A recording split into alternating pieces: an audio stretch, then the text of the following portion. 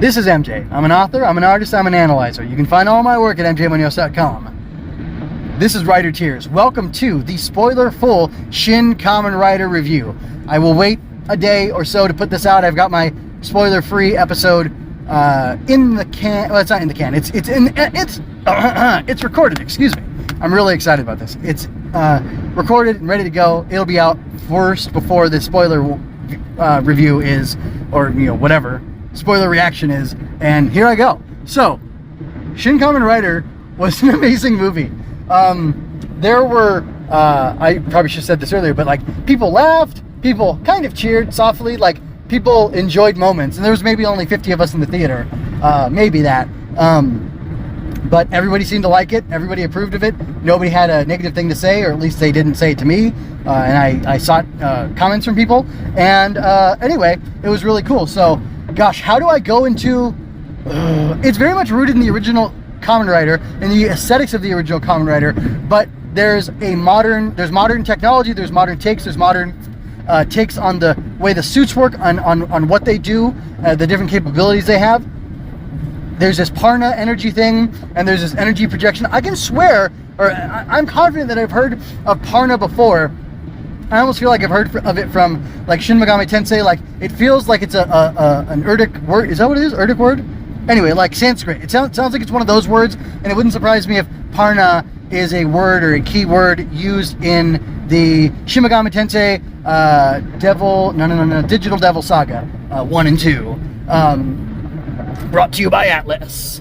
Anyway, so yeah, I would not be surprised if that was the case. Speaking of Atlas, Lotus Juice had a song here, which was pretty cool. It was decent. I like more of his stuff on Persona. You didn't get to hear too much of it in the mix of this movie for whatever reason. Anyway, I'm gonna share one really silly, stupid thing that I didn't like, which is that while there's a chase going on in the beginning of the movie, and a bike chase through the hills, which the landscape in the movie that it showed off was gorgeous. And I know one of the things that the original Kamen Rider production did is, as the time went on, I don't know, well, because they like filmed in the snow and stuff. As time went on, as the years went on, they filmed in different locations, and they like filmed every cool location in this area, then that area, then that area, and they like kind of trekked it all across Japan to do, I guess, cool, unique new shots in different places.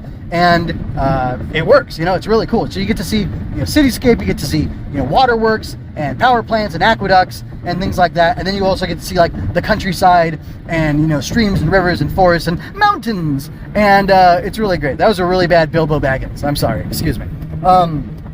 So anyway, they have this awesome chase in this beautiful scenery of the countryside. And there's two big shocker vehicles chasing Hongo and Ruriko, Midorikawa, and there's a giant spider web in a couple shots between the trucks with a big spider in it, and then it's not there. And it's not that man spider or Spider-Man or whatever is there, which they call them Og, Spider Og. Komo Og? Komoawa? No, Komoag, like Komora, I think is spider. Anyway, and then Og for augmented. So augmented spider person, whatever. So, and he's, it's Bata Og. It's Bata Og, Komoag, and I don't remember the others. But anyway, those are their names. Anyway, which is interesting. So, yeah, he's not like suspended in the web between the trucks. And then there's like a weird continuity thing where the trucks end up splitting apart from each other, and they still, and then like later it has the webs together again and the spider in the middle, which is really silly and goofy, and like I don't know why you fought for that shot. You should just cut the one in between that showed it where the trucks were separate from each other, but whatever. But yeah, so like anyway, Hongo and Ruriko are running away, and then they meet Midorikawa. I'm not going to go into a beat by beat like breakdown of this. Same thing, Midorikawa gets killed. Ruriko isn't really sad for like crazy spoiler reasons. It turns out she's like a computer programmer. She's very good at computing, I'll just say that. And eventually things happen to her, and it turns out that for some reason, so they bring back like the turning into foam thing. It's this protocol that Shocker has in order to stop people from telling what Shocker's all about and spoiling their plans. So that was really interesting. And I loved seeing that effect brought back, and it was very cool. But really, the thing that not surprises me more, I need to stop recording in a minute, so I'm going to hurry up and get one big point out, and then hopefully I'll remember everything tomorrow when I conclude this. Is that Hongo is very upset at the fact that he has this deadly power, and the fact that he has to kill, and the fact that he's so vicious in his killing. And there's actually something in the mask, so the belt, the mask, and the cyclone all together are part of the Parna system for the rider system for the augmented, person system for Shocker. And that's really cool. And the mask has some sort of programming in it in order to help control his mind. So Hongo has like a defensive mode in the mask that makes him more savage, and it makes him fight to survive without hesitation. So he can basically, at least in the beginning, he's brutally killing these guys. He's not murdering them, he's killing them in self-defense.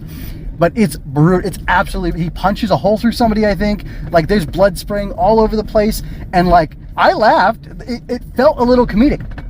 And not like, oh, this doesn't look cool. It looked cool and it looked serious, but it was also like shocking and like almost funny how, bloody and violent it was. And, that's interesting because it almost seemed like that scene and the way it was done was a setup, because then the next thing we know, Hongo is, you get all these really interesting Anno first-person perspective shots where it's like first person, like real super close up to the person, whoever it is, Hongo, Ruriko, different people at different times, and it's this uncomfortably tight shot where you feel like you're inside of their head, or you are them and you can't escape. And that's the next thing after this. I think they do like a title screen or logo or something like that after all the bloodshed and all the craziness of him defeating all these, shocker grunts or whatever. And then he's in a bathroom by himself, looking in the mirror. He's looking at his reflection, and he's wondering what he is and who he is, what he's doing. Like, he knows who he is, but he's wondering what he's doing, and he says that his body was moving on its own and he couldn't control it, which apparently is true because the mask has that ability to turn on his survival instinct so that he'll go and be an absolute killer in order to protect himself. But anyway, it's super interesting because after that happens, he like takes off one of his gloves, and he's got a green tinted half grasshopper, half man hand. So he really is, beyond being a cyborg, he's some sort of monster. That's what he's been turned into. And anyway, he has all these crazy scars on his face, and he doesn't have a grasshopper mouth, but he has like almost grasshopper like features and skin coming out of his face when he peels off the mask, and it terrifies him, as it would. And it's really interesting and really crazy, especially in light of Monstrosities just did that first episode of Kamen Rider Gaia, and it very much ties into this idea of the man becoming a monster and the suit hiding it, which is true for the other shocker cyborg soldiers, whatever, augmented people that you see throughout the movie. And Hongo's really guilty about having to use his power to kill people, and he has a struggle with that, and he's almost a pacifist, but he does fight and he does kill to protect life, and that's the important thing. He comes around to that, and it's really interesting, that emotional journey for him throughout the movie, especially because other people do not share his doubts. More on this later. So I'm back. It's time for me to go completely off of memory and hope that I get everything right. The characters who lack doubt are Ruriko Midorikawa, I'd say Hiroshi Midorikawa, which is the professor, which I don't know if he was always Hiroshi or if that was a nod to Hiroshi Fujioka or not, but either way, that's his name, Professor Midorikawa. And then I would say that Ichimonji doesn't have much doubt, but there's a little bit in there. You'll see that later as I get more to him. I don't think this line from Ruriko is in the trailers, but it's in the movie enough to be, I don't know, her theme, or to have it be almost a joke at some point. She says she's always prepared, that no matter where she goes, she's always prepared. At one point, she says that life is a battlefield and she's always prepared. And you do see that she is quite frequently prepared to go into every single situation that she encounters. There's one towards the end that she wasn't quite prepared for, but she still had like a decent contingency plan in place that made things okay anyway.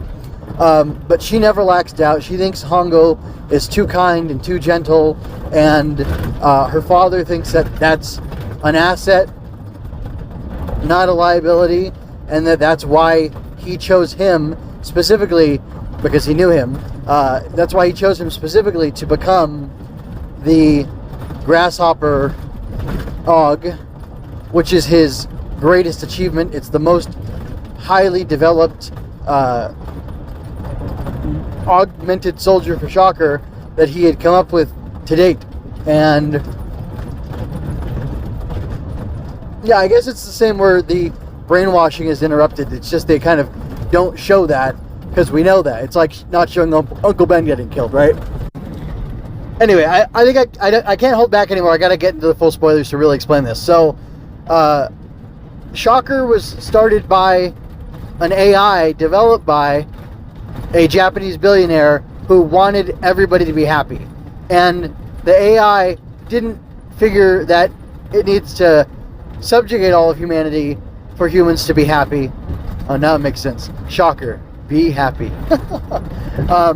But that there is like a dystopic,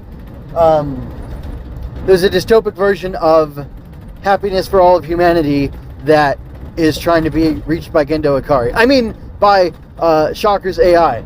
And that is basically, well, it's odd. Within Shocker, there are different elements who want the greatest, or who want this goal of happiness to be achieved in different ways. And it's almost like there's different philosophies of how to achieve this greatness. And it's almost that Hongo himself is a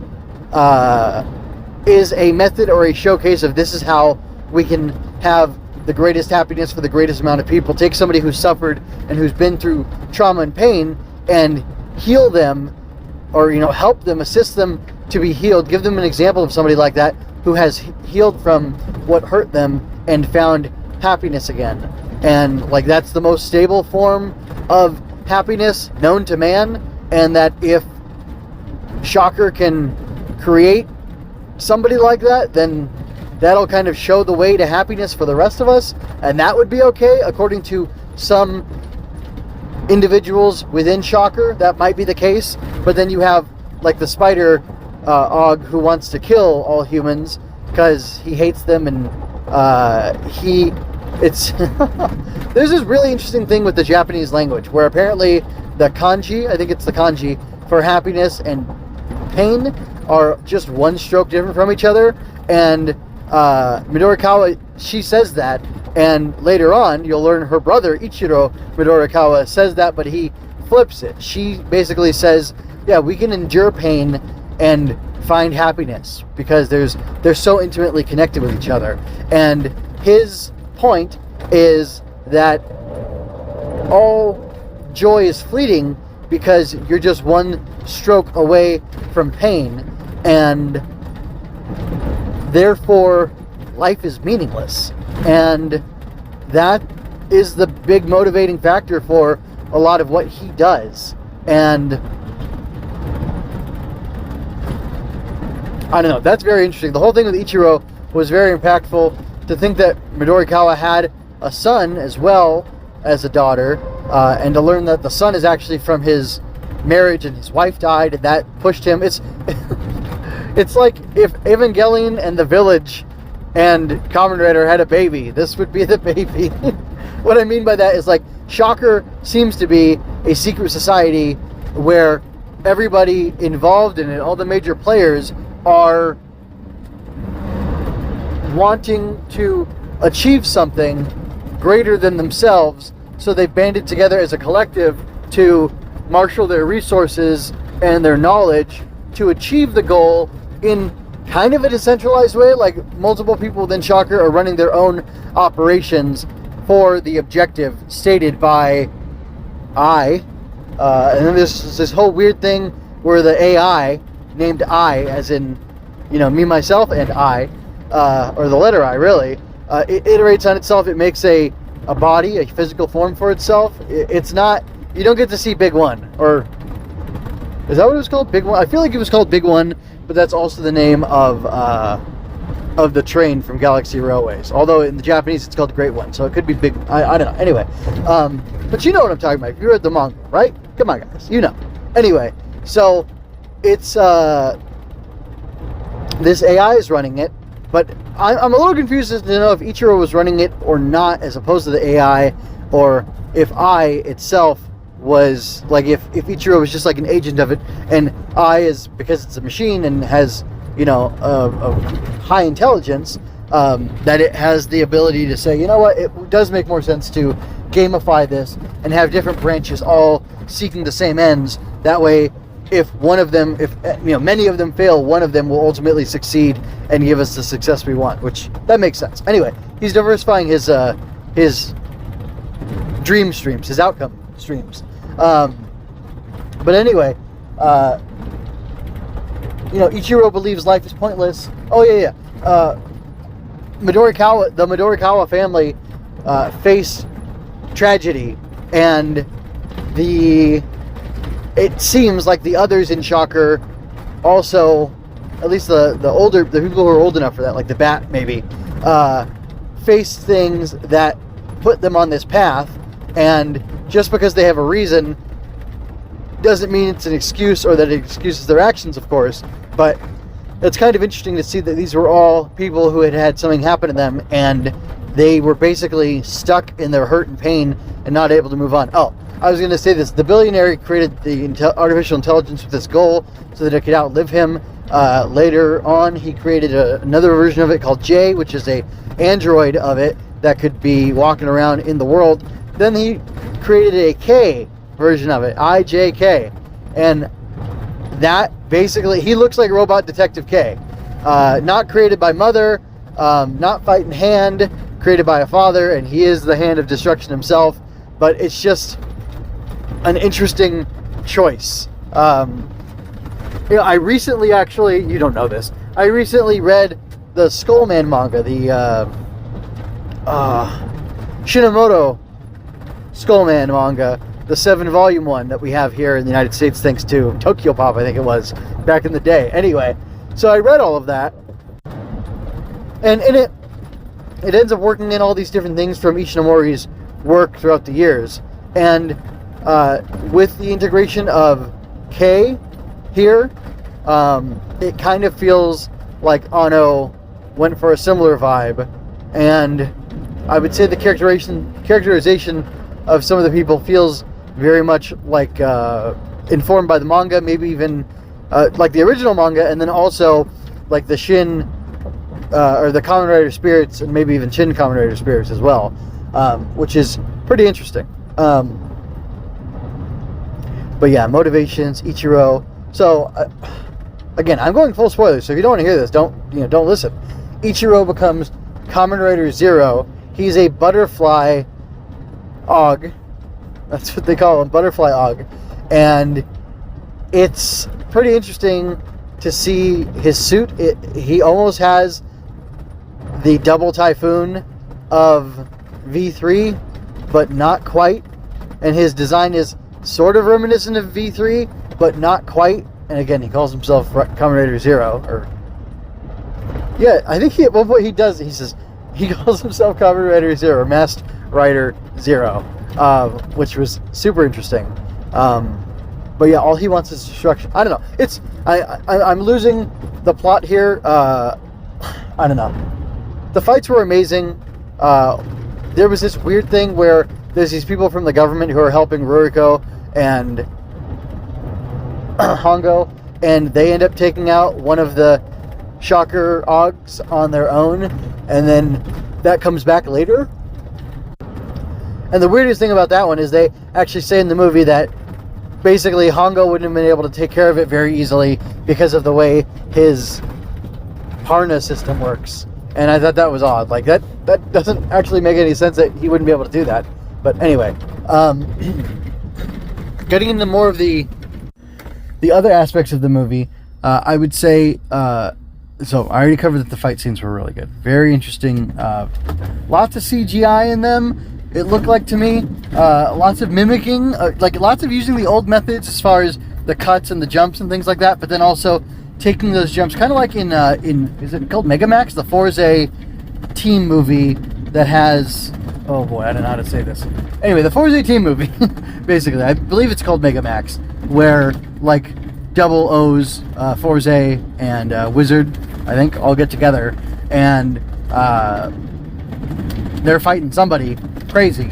But all the old riders, the legendary riders, are back too. All 10 of them? Yeah, is ZX there? Z-Cross? Z-Cross? I believe Z-Cross is there. Anyway. Yeah, that one. They used modern effects with the, current accepted heroic Kamen Rider suits that Rider 1 and Rider 2 have. We got to see the double riders in full effect. I believe that one even features like Stronger doing his super mode and some sort of finishing attack. So like it takes all the old riders and it keeps their suits the same classic look that they had, basically, and it gives them modern effects and modern finishers. And this one goes even farther. Like the way that the hoppers are like somersaulting and flipping through the air is crazy. Like it almost made me think about Sonic, but it didn't really make me laugh. It just was kind of funny. But like everything else looked cool. There was a little bit of jankiness. Like there's a cop car that gets pushed off of a road during that beginning car chase thing that looked super fake, looked super CGI. And I thought like, maybe you should have had Super I in here to help you guys do more practical effects for, miniatures for this kind of stuff. And then you could have composited it in there with your CGI stuff. But anyway, and I still kind of stand by that. That looked really bad, that cop car. But honestly, for the most part, the rest of the CGI looked really good. Oh my gosh. So, fighting Wasp Woman, there's this incredible... I can't tell if it was like live action, stop motion animated on Hongo, because he's moving in a very staccato motion, while the Wasp Woman is going... Apparently she's a speedster now. She's going super fast, running around doing stuff. And she's got all this like electric blur coming off of her, lightning bolts. Close though. She's got all this electric blur coming off of her, and like I couldn't tell if it was like really, really high quality hand animation, or if it was a very nicely done CGI animation, or if it was mostly practical with effects put in over it, or what. But it looked incredible. It reminded me a little bit of Into the Spider-Verse. I haven't seen the new one yet, so I can only speak for the old one. But like this weird pseudo motion, like I don't know, like staccato, like odd, like frame rate type thing that's going on, which I hear they used like in that new Puss in Boots movie. It's not new now, but the latest one to come out. I think the last one, we'll see. But anyway, like I don't know, like it was either really animated or it was CGI, like really high quality, or if it was this weird blend of live action, animation and stop motion photography and stuff. And it was super interesting, super good effect, and I don't know, it was like really interesting, really compelling to watch, and I liked it.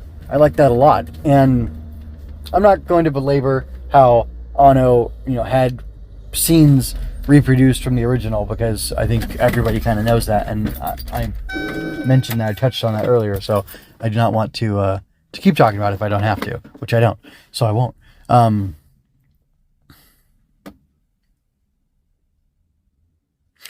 I really love the emotional story of it all, of Hongo not wanting to be violent, and his actor was, I believe, directed to like shake a lot, like almost the entire time that you see Hongo in his body armor, they call it, he is shaking a little bit. His head is shaking, his face is shaking. He's like shook. He's shaken by all that he has had to do, all the killing he's had to do, and like bearing the weight of doing that, which is really interesting. Ichimonji never feels like that. He never has that kind of remorse about what he has to do. But he's just a different person. He's still a good person, even though he started off as an evil writer and then he became a good one, or a grasshopper og, and then he became a writer. And man, gosh, it was so interesting. it was so interesting what they did with him having a little redemption, and it happened all in his head, and it was at the behest of, it was because of Ruriko and her actions, which was very interesting. She's basically like a organic computer being, and she's basically like an organic computer. She says she's an artificial being made by Midorikawa to use as a tool for Shocker, and she was raised in Shocker, and it's so interesting, especially because it makes for this really interesting dynamic between her and I can't remember her name, but Wasp Woman, Harumi, I think is her name. Anyway, really interesting dynamic between the two of them, based on the fact that they were basically raised together and grew up together within Shocker. But anyway, the redemption thing that happens with Ichimonji is super interesting. It's super fast paced, and you wouldn't think it would work, but it does, especially because there's consequence to it. Breaking free from the brainwashing is horribly painful for him, and it is for anybody else who undergoes that process, and it hurts him so much, but he ends up coming back and saving the day because Hongo and Ruriko, Hongo and Ruriko were about to die, but Ruriko does die. So it's interesting how this adapts from the manga, and like blends in stuff from the TV show, because Ruriko, I think she disappears in the manga pretty quickly, I think. Maybe she sticks around. I don't know. I'm in the midst of rereading it, so I guess I'll comment on that later. But anyway, the interesting thing is that, ultimately, Ruriko dies. She uploads her consciousness, though, basically her soul, her prana energy, into Hongo's mask, and she ends up orchestrating it so that Hongo can upload his prana into his mask. And at the end, Ichimonji gets it, and he utilizes it, and that's how he's Master Rider. And they upgrade it and stuff, so it looks like his other one from the show. His, fresh, sparkly, bright green with the white stripe or silver stripe on it one, which is kind of crazy. It actually made me like that design choice a lot more, at least for the helmet, if not for the mask, if not for the rest of the suit. And he mentions how it's a fresh, he says that it gives him a new perspective. The old one looked mean, but this is fresh and new, and it gives him a different feeling, and he feels like he has a different outlook on life. But more importantly than that, like in the manga, the consciousness, the soul of Hongo gets to live on and work alongside Ichimonji as he continues to be Kamen Rider, because the Shocker threat is not over. Even though there was no explicit sequel bait in the movie, it very much feels like it can continue. And except for it ended with the end instead of to be continued, like on a screen, like original Kamen Rider would always have at the end of every episode, to be continued again and again and again. And I think even Eva had that in the run of the anime, which is cool. Anyway, it's interesting because Ruriko and Hongo get to live on together, their souls in the mask of Ichimonji. And there wasn't an explicit romantic relationship between them. Like, there wasn't even an implied romantic relationship between them, but there was an intimacy and a trust between them. And like, it feels very cathartic and warm and hopeful that they get to, I guess, live on forever with Ichimonji in this weird soul space as these souls together as companions, friends, brother and sister. I don't know what they're going to be. I don't know if you can be, soul lovers or if you even need that type of thing at that point or what, but it's just very interesting that they get that. And then that, Hongo gets to live on through Ichimonji, and, he tells him at the end that the last words are something like, ride faster, Ichimonji. I want to feel the wind and all this stuff, because I can feel it, smell it, hear it, sense it all through your body as well, because we're one, basically. And that's very much in line with what happens in the manga, at least for a time. So that was really interesting to me.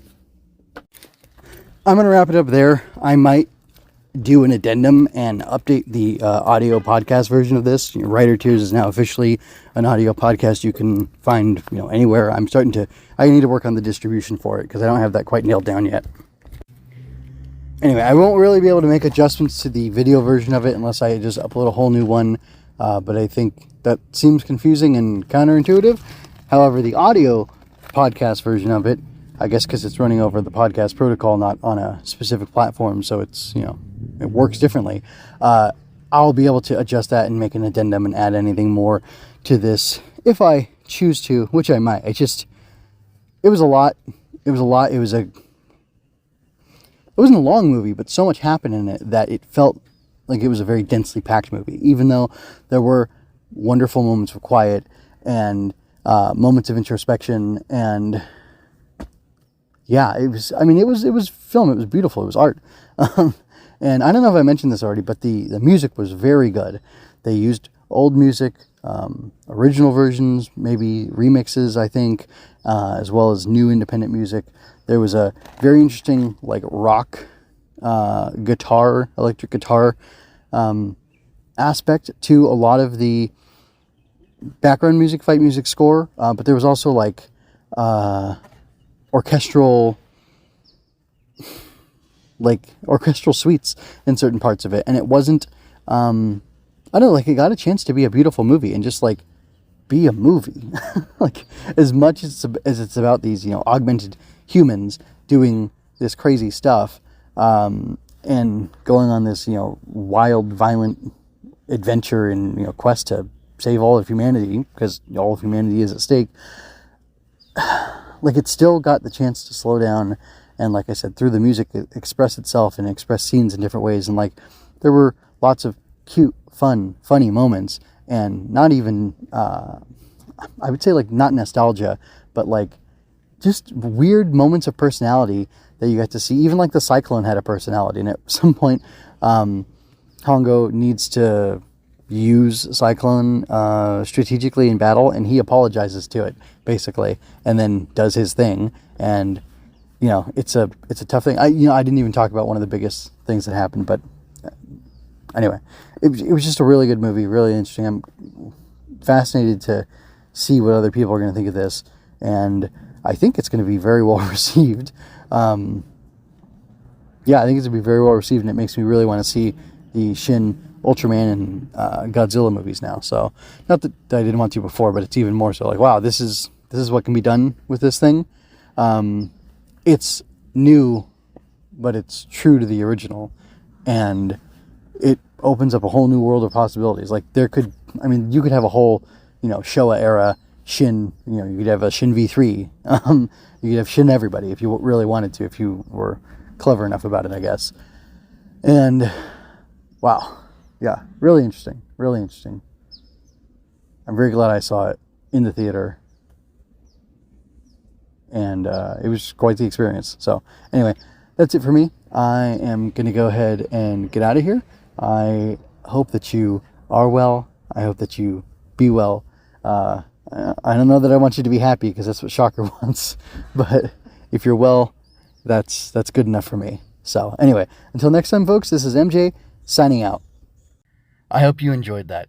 Go to mjmunoz.com to leave any questions, comments, or other feedback you might have. There you can find all of my analysis, art, and fiction. I cover books, tokusatsu, comic books, anime, and more. Look around. You're sure to find something else that you'll enjoy as well. This has been a Story Over Everything production.